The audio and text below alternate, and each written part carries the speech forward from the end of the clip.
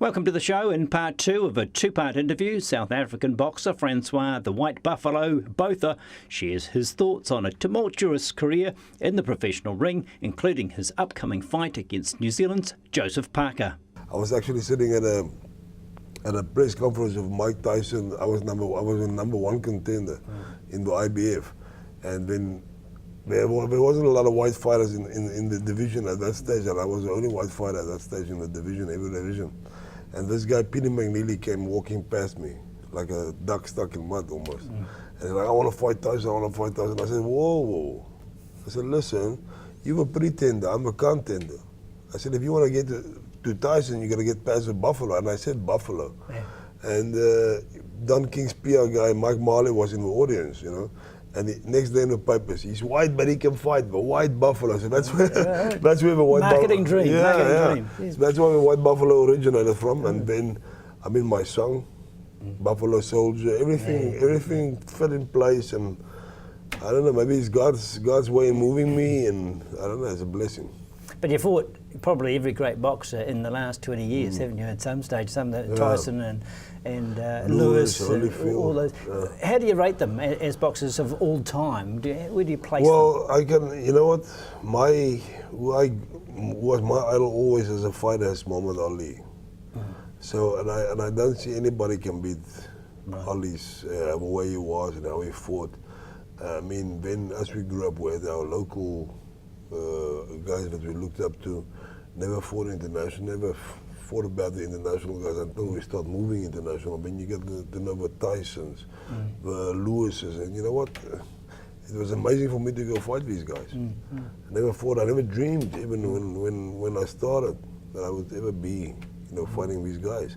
And funny enough, is when I was younger, and I said, before I got married to my wife, I said, listen, I'm gonna one day fight professional, I'm gonna fight Mike Tyson, and I said it. And the guys thought this kid is crazy, and look what happened. I did it. So it shows you, follow your dreams. Don't listen to this Coden Nassus. Don't follow your dream and continue. You'll succeed at the end. I mean, that Tyson event must have been huge publicity, a lot of focus on it, especially the white guy in the ring. Oh, yeah, it was big. Yeah, especially in the land, but I was the sacrificial lamb. Right. Because nobody gave me a chance. Right. And at the end of the day, I gave him a boxing lesson. It was like chaos in the corner, buckets falling, everything. And it was like, Tyson didn't have anything left. I just thought that I started too early. Because we said, in the gym, we said 4 rounds. After 4 rounds, we got him. Because he gets frustrated and start losing control. And sure enough, after the 4 rounds, I start attacking instead of just boxing. And then I walked into the shot, and I mean, Tiger Woods couldn't hit the golf ball better than that shot he landed. You came away with your ears intact, didn't you? The funny thing is, these guys were upset with me afterwards. They said, Francois, but what you did wasn't nice. I said, what do you mean? He said, no, you tried to bite Mike's ear. I said, because, I was talking to him constantly, like, when he's close to him, I was talking to Mike. I don't know if you can look at the fight.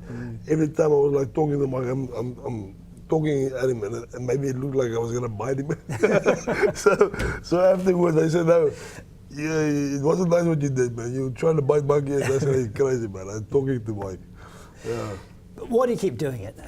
Aged mid-40s now, you could do a George Foreman and keep going, or how far can you go with it? Let me tell you, eventually I wanted to break Foreman's record at being 45. Right. I've been Bernard Hopkins came and did it at 48 now. That's heavyweight 45, but still, Buffalo is finished now. Right. Buffalo is, I've had enough, I think I've done great. I'm going to do ambassadorial work, for Africa. You haven't got a fry pan to sell, have you?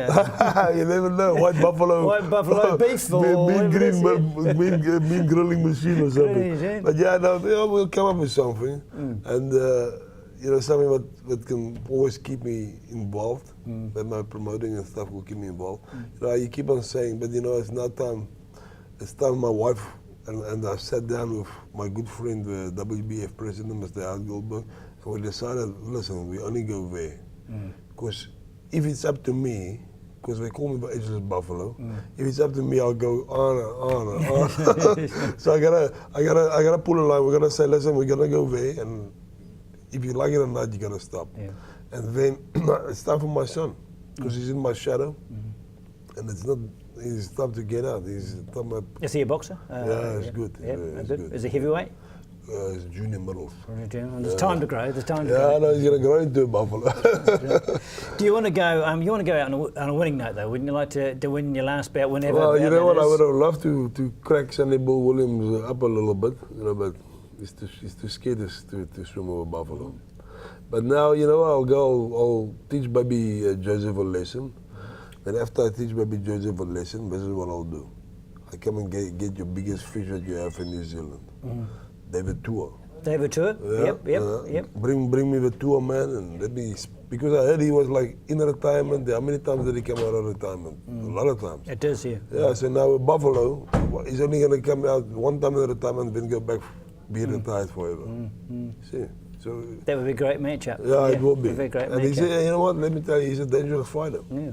I mean, he's got the power, but Tyson Yeah, possesses, finishing off. Yeah. and he can with one shot. And the heavyweight division is one shot. No. But Buffalo know him. Buffalo seen the style, and Buffalo will.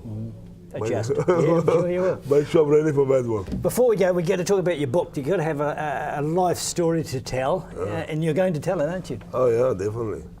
The only reason why I'm not telling it now is I might end up on Oprah.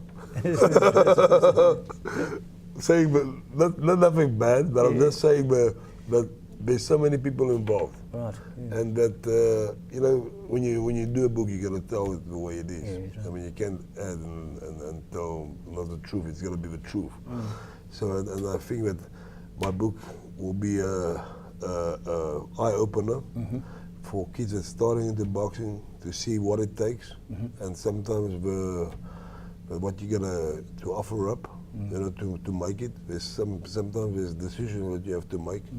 And it's going to be inspiring, and also the way you struggle through and don't give up. You know, sometimes you feel like you're just running into a brick wall, but don't give up. You got to have your faith, and you got to know that you're the best.